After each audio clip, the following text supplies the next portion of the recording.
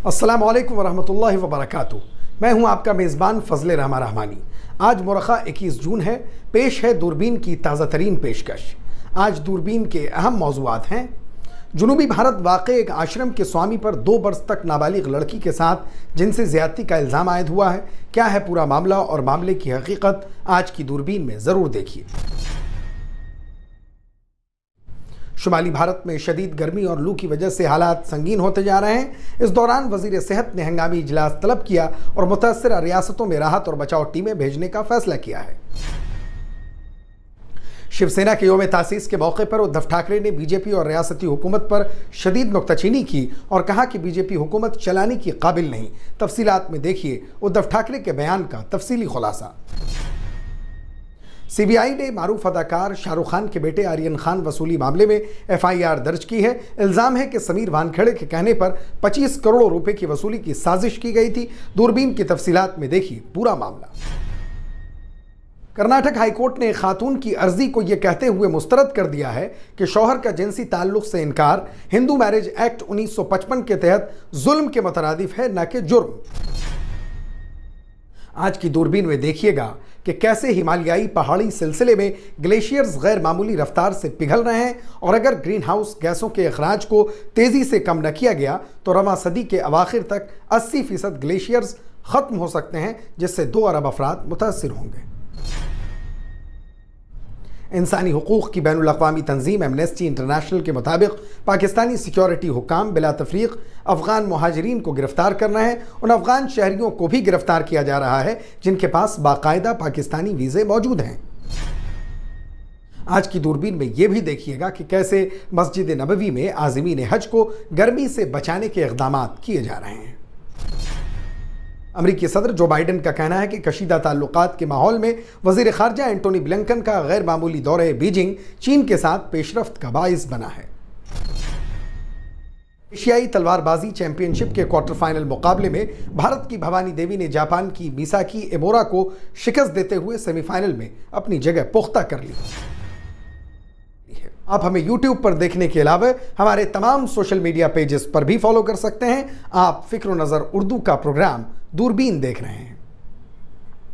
आंध्र प्रदेश के शहर विशाखापट्टनम के एक आश्रम में स्वामी पर जिनसी हरासानी का इल्ज़ाम आयद किया गया है। नाबालिग मुतासरा ने इल्ज़ाम लगाते हुए कहा कि मुलजिम स्वामी ने उसके साथ 2 बरस तक इस्मत दरी की है। पुलिस ने मुलजिम स्वामी को गिरफ्तार कर लिया है। मुतासरा की उम्र 15 साल बताई जाती है। उसने पुलिस को बताया कि उसके वालिदैन काफ़ी अरसे पहले इंतकाल कर चुके थे। रिश्तेदारों ने उसे राजा महेंद्र राम के करीब एक हॉस्टल में दाखिल करवाया, जहाँ उसने 5वीं जमात तक तालीम हासिल की। उसके बाद 2 साल पहले कुछ साथियों के जरिए वो खिदमत के लिए आश्रम पहुंची। मुतासरा ने बताया कि उसे आश्रम में गायों की खिदमत का काम दिया गया था। उसका काम गायों को चराना और उनका गोबर साफ करना था, लेकिन रात को आश्रम का मालिक उसे अपने कमरे में ले जाता और उसकी इस्मतदरी करता। स्वामी लड़की को धमकी देता था कि अगर उसने इसकी बात न मानी तो वो उसे मार डालेगा। मुतासरा ने पुलिस के सामने दिल दहला देने वाली गवाही दी है। मुतासरा ने बताया कि जब वो स्वामी की मुखालिफत करने लगी तो उसने उसे जंजीर में बांध कर रखना शुरू कर दिया। उसने उसे तकरीबन 1 साल तक बांधे रखा। वो उसे खाने के लिए सिर्फ चावल और पानी देता, हत्ता कि उसके नहाने और सफाई पर भी पाबंदी लगा दी गई थी। स्वामी ने उसे कई बार बाल्टी में हाजत पूरी करने पर मजबूर किया। उसने बताया कि वो 13 तारीख को आश्रम में काम करने वाली मुलाजिमा की मदद से वहां से फरार हुई। मुलाजिमा ने उसे कुछ रकम भी दी, जहां से वो बराह रास्त ऑटो के जरिए विशाखापट्टनम रेलवे स्टेशन पहुंची। वहां वो तिरुमला एक्सप्रेस में सवार हुई। ट्रेन में खातून मुसाफिर ने उससे बात की। मुतासरा ने अपनी सारी बात उस मुसाफिर को बता दी। वो खातून मुसाफिर बच्ची को अपने साथ राजा महेंद्रवरम ले गई। कुछ दिन पहले खातून ने अपने भाई की मदद से लड़की को हॉस्टल में दाखिल कराने की कोशिश की, लेकिन उन्हें बताया गया कि पुलिस सर्टिफिकेट के बगैर लड़की को दाखिला नहीं दिया जाएगा। उसके बाद खातून कुछ दूसरे लोगों के साथ मुतासरा बच्ची को विजयवाड़ा में चाइल्ड वेलफेयर कमेटी के पास ले गई। वहां लड़की ने अपने ऊपर होने वाले मजालिम का इंकशाफ किया। मुतासरा ने विजयवाड़ा चाइल्ड वेलफेयर कमेटी के सामने आश्रम के बारे में बताया। लड़की ने बताया कि उसको खाना नहीं दिया जाता था और मुसलसल उसके साथ इस्मतदरी की गई। मुतासिरा ने कहा कि आश्रम में कोई भी स्वामी के खिलाफ कुछ सुनने को तैयार नहीं था। उसने बताया कि आश्रम में 14 बच्चे थे, जिनमें से वो वाहिद लड़की थी। मुतासिरा ने बताया कि आश्रम में लोग कहते थे कि स्वामी ने पहले एक और लड़की की इस्मतदरी की थी।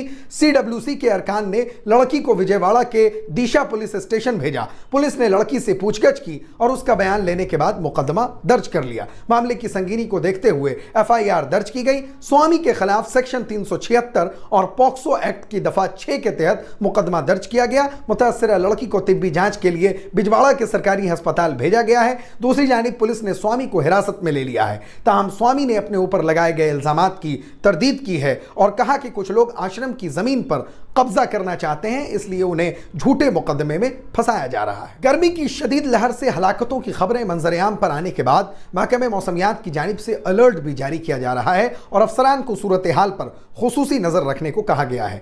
मुल्क भर के कई इलाकों में शदीद गर्मी के बाइस लोग परेशान हैं और लू लगने से मुतअद्दिद अफराद की जान चली गई है, जबकि काफी लोगों का इलाज जारी है। दरी असना मरकजी वजीर सेहत डॉक्टर मनसुख मांडविया ने इस सिलसिले में दिल्ली में इजलास तलब किया। इस आला सतही इजलास में सेहत आम्मा की तैयारियों का जायजा लिया गया। वजीर सेहत मांडविया की तरफ से तलब किए गए इस इजलास में तमाम अहम अफसरान मौजूद रहे। इस मीटिंग में नीति आयोग के रुकन doctor VK Pal, Indian council of medical research ICMR के डायरेक्टर जनरल डॉक्टर राजीव बहल और भारतीय महकमे मौसमियात IMD के अफसरान और दीगर माहिरीन भी मौजूद थे। आला सतही मीटिंग के बाद मरकजी वजीर सेहत ने कहा कि इस वक्त कई रियासतों से हीट वेव और हीट स्ट्रोक की खबरें आ रही हैं। इसके लिए आज एक आला सतही मीटिंग तलब की गई है। जिन रियासतों में गर्मी की लहर जारी है उन्हें ताउन दिया जाएगा। हुकूमत की जानिब से IMD, डिजास्टर मैनेजमेंट, वजारत सेहत के आला ओहदेदारों की एक टीम जाएगी। इस वक्त मुल्क भर में शदीद गर्मी के बाइस लोग पेट और सर दर्द की शिकायत के साथ अस्पताल पहुंच रहे हैं। पिछले कुछ दिनों में उत्तर प्रदेश, बिहार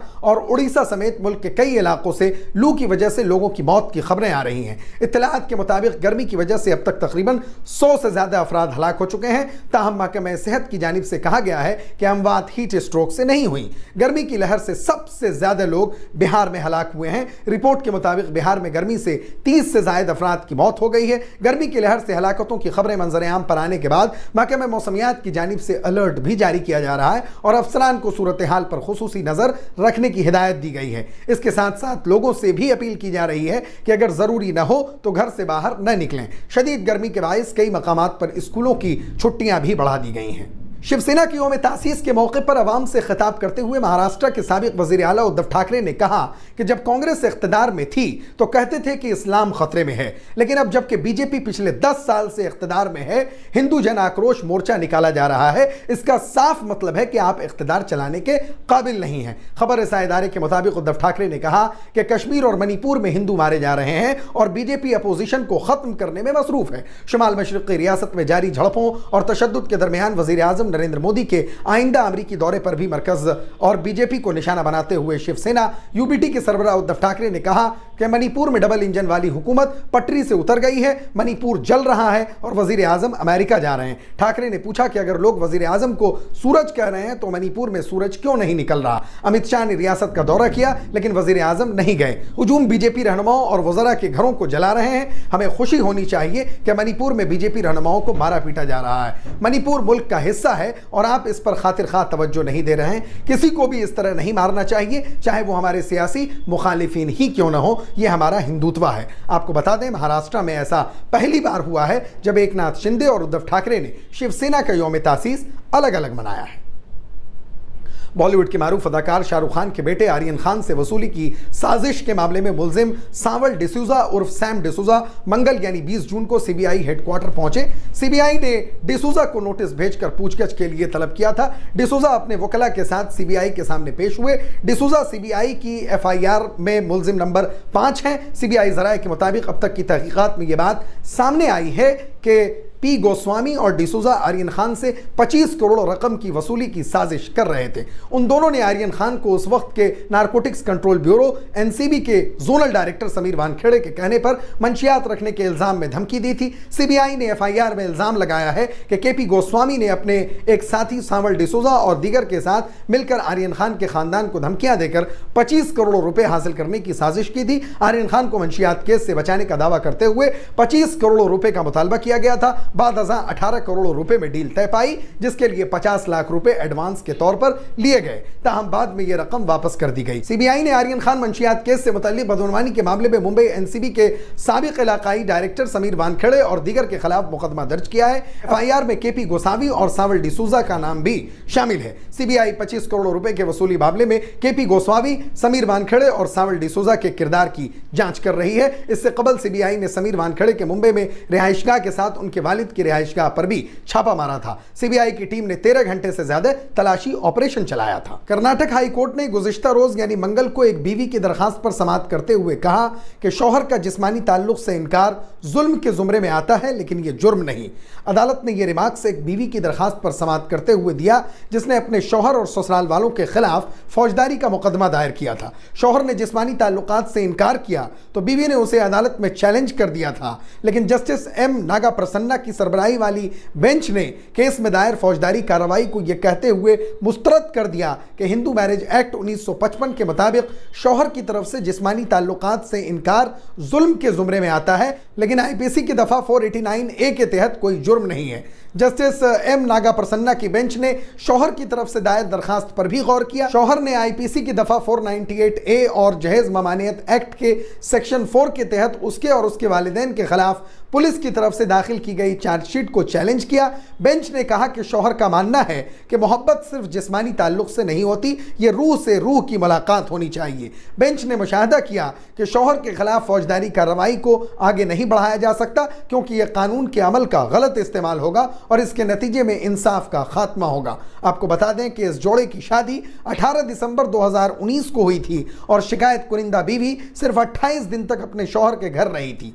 बीवी ने 5 फरवरी 2020 को आईपीसी की दफा 498A जहेज के नाम पर हरासा करने से मुतल्लिक पुलिस में शिकायत दर्ज करवाई। इससे फैमिली कोर्ट में हिंदू मैरिज एक्ट के तहत एक केस भी दायर किया था, जिसमें दावा किया गया था कि उसकी शादी कलअदम है। दरखास्त गुजार बीवी ने अपने शौहर और ससुराल वालों के खिलाफ फौजदारी मुकदमा भी दर्ज कराया था। नेपाल के दारुल-हुकूमत काठमांडू से सरगर्म international centre for integrated mountain development ने मंगल के रोज जारी अपनी रिपोर्ट में खबरदार किया है कि आने वाले बरसों में बर्फानी तूदों के टूटने और सैलाब के आने के वाकयात ज्यादा तेजी से रुनमा होंगे और इससे पहाड़ से निकलने वाली 12 नदियों के किनारे आबाद 2 अरब से ज्यादा अफराद के लिए ताज़ा पानी की दस्तयाबी मुतासिर होगी। हिमालयाई सिलसिले की बर्फ इन नदियों के किनारे आबाद लोगों के लिए पानी का एक अहम जरिया है। ये नदियां एशिया के 16 मुल्कों से होकर गुजरती हैं और पहाड़ी इलाकों में रहने वाले 240 मिलियन के अलावा मैदानी इलाकों में रहने वाले तकरीबन 1.65 अरब अफराद को